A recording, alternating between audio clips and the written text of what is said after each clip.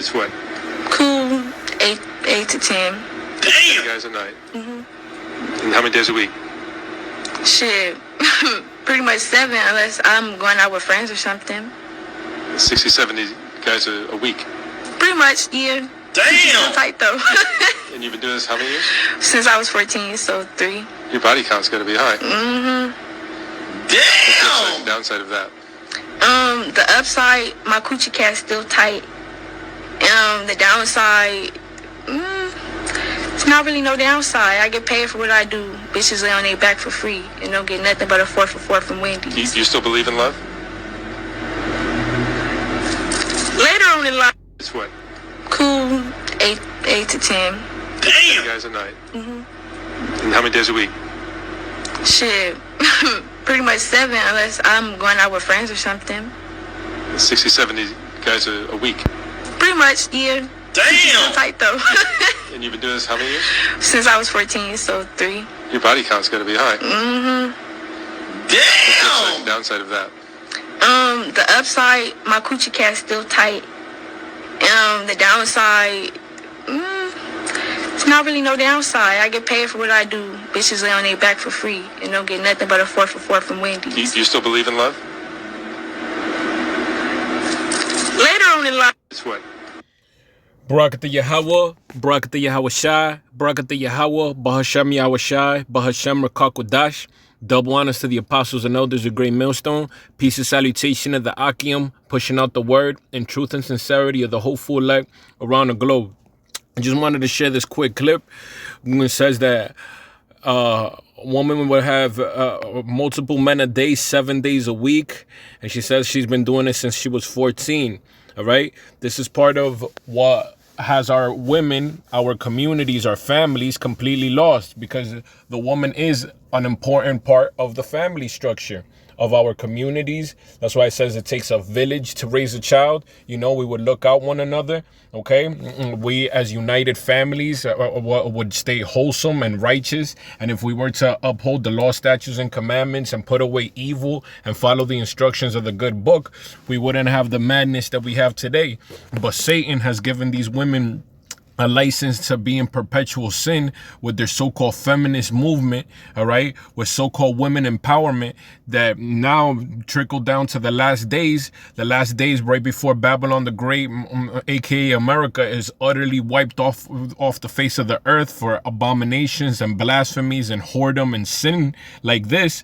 This is what we're seeing, okay? And if we go into the good book, in the book of Ecclesiasticus, chapter 26, you could read the book of Ecclesiasticus, chapter 25 and 26, but we'll get right to the point. It says, Ecclesiasticus 26 and 7, it says, an evil wife is a yoke shaken to and fro. He that hath hold of her is as though he held the scorpion. Okay, because this woman is so damn far gone. We have examples in the scriptures, which is another precept to this, when the Lord himself was condemning the woman by the well, saying that she had 5 husbands because he knew of her whoredom in her past, and he knew of her whoredom in the present, and the man that she was with wasn't even her husband, because really, contrary to popular belief, the one husband that these women have is that man that took their virginity. Sex is marriage. That is how you saw in the scriptures when Abraham took Sarah in the tent.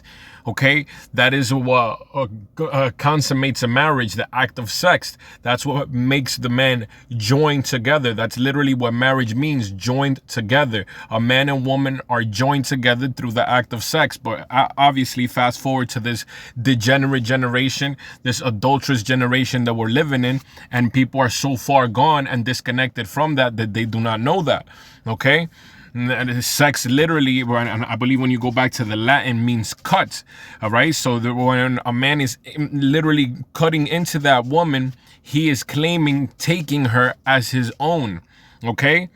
An evil wife is a yoke shaken to and fro. That's why you see a lot of these women are bugged out. They lead in divorces, all right? And they so-called unhappy. They're on antidepressants. They don't know that the duty of marriage and what it's really for them to serve a man. They think of it as slavery, and those are all narratives that this damn devil has infiltrated into the minds of our people, and has put out as propaganda to have this degenerate society that we're in. He doesn't believe in that himself. He doesn't practice that in his own home, that the woman is running things, that the woman could take the kids, but they push that on our communities for a major depopulation agenda of you so-called Negroes, Latinos, West Indians. They know that we're a fiery, a passionate people. So if they get to set your woman against you, okay, that house will crumble, that nation will crumble. All right, an evil wife is a yoke shaken to and fro. He that hold of her is as though he held a scorpion.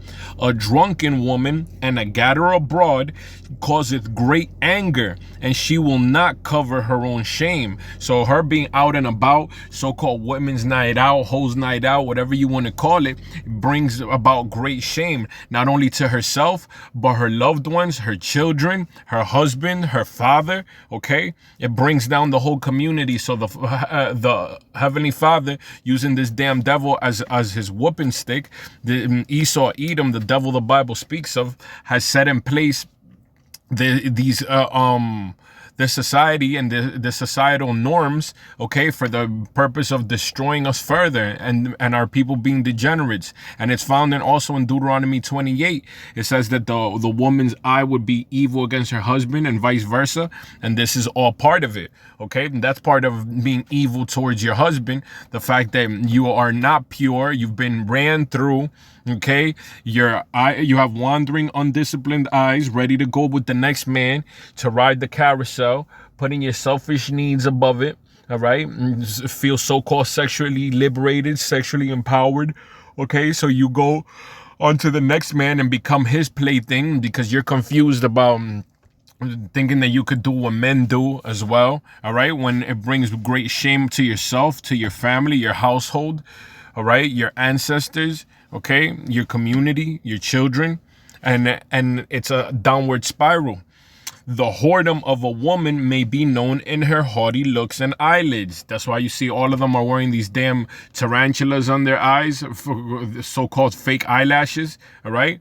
That shit ain't cute. No man wants that, but these women are proudly proclaiming certain things. And if they were to look back into the makeup, the lipstick, that actually went back to Egypt when these women that were doing sex work, where it actually put on the lipstick so they would signal to the men that they used to do those fellatio services, that they would blow the rod, okay? And now to more recent days, that now they have these tarantula eyelashes. That goes back to certain prostitution.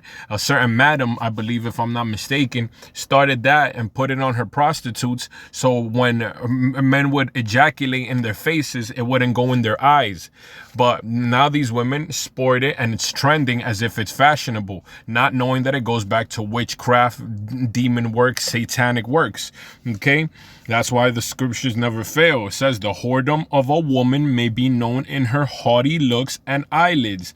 If thy daughter be shameless, keep her in straitly. That means tight. Like, you know how you fasten a seatbelt? Keep her fastened, keep her in straitly, under strict discipline, because when she's out and about, she's going to go into whoredom, into great shameful practices that are only going to bring shame onto the family, shame onto her husband. She's going to lose her purity. A woman's not supposed to be out and about. A woman goes from her father's household to her husband's household. That's why she goes from her father's name to her husband's name, okay? And that man, a man of wisdom, would vet the man and give over his daughter. But now leave it up to you women, that it doesn't matter if he's cute, look at his eyes, look at his smile, and that's why you're all leading the league in broken homes, okay?